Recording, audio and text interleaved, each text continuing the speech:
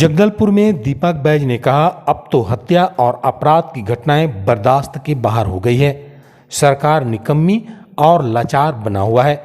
जगदलपुर संभाग मुख्यालय राजीव भवन में छत्तीसगढ़ प्रदेश कांग्रेस अध्यक्ष दीपक बैज ने प्रेस वार्ता को संबोधित करते हुए भाजपा सरकार पर तंज कसते हुए कहा, छत्तीसगढ़ प्रदेश की कानून व्यवस्था दिनों दिन बिगड़ती जा रही है और सरकार मूक बधिर बनकर बैठा है।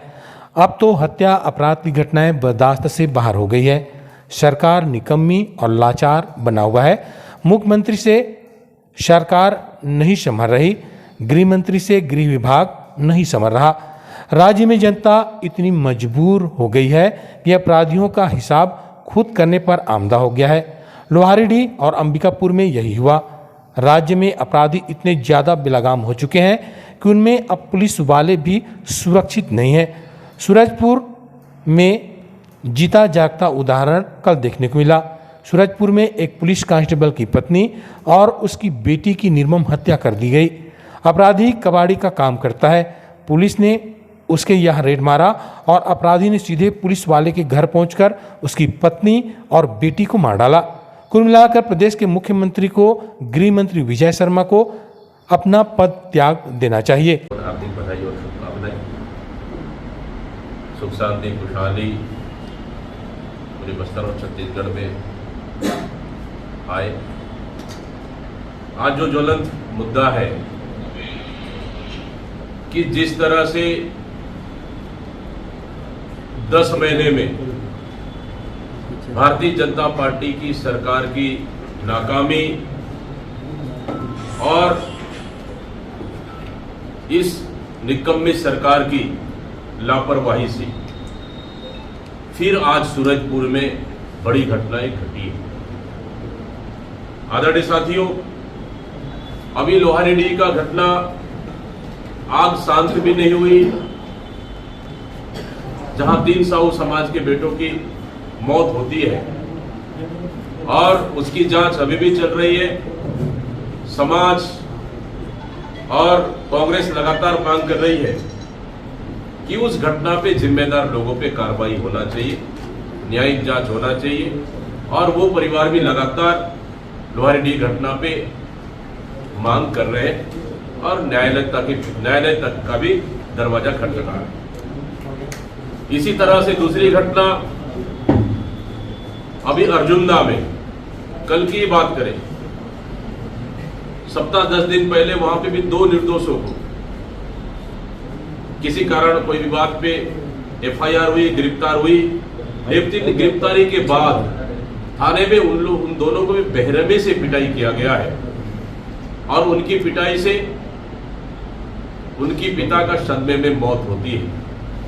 और कल हमारे स्थानीय विधायक कुंवर सिंह निषाद और पूरे परिवार और ग्रामवासियों ने विरोध में मृत शरीर को, बॉडी को लेकर थाने के सामने घंटों धरना प्रदर्शन किया जाता है। उसके बाद 3 पुलिस कर्मियों को वहां से लाइन अटैच कर दिया जाता है। लेकिन आज की वर्तमान की घटना सेम वैसी मिलती जुलती घटनाएं हैं कि सूरजपुर जिले का है, जहां एक आरक्षक की पत्नी और एक बेटी, छोटी बच्ची का अपराधी द्वारा चाकू मारकर गला रेतकर हत्या कर दी जाती है और उसे दूर ले जाकर खेत में फेंक दिया जाता है। और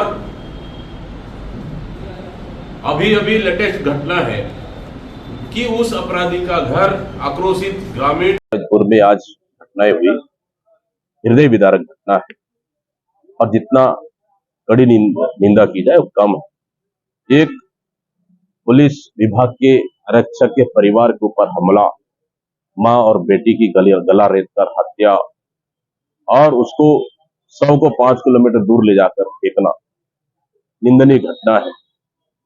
और कहीं न कहीं अपराधियों का मनोबल बढ़ा हुआ है और सरकार पूरी तरह से फेलवर है और आक्रोशित भीड़ और जनता ने अपराधियों का घर जला दिया।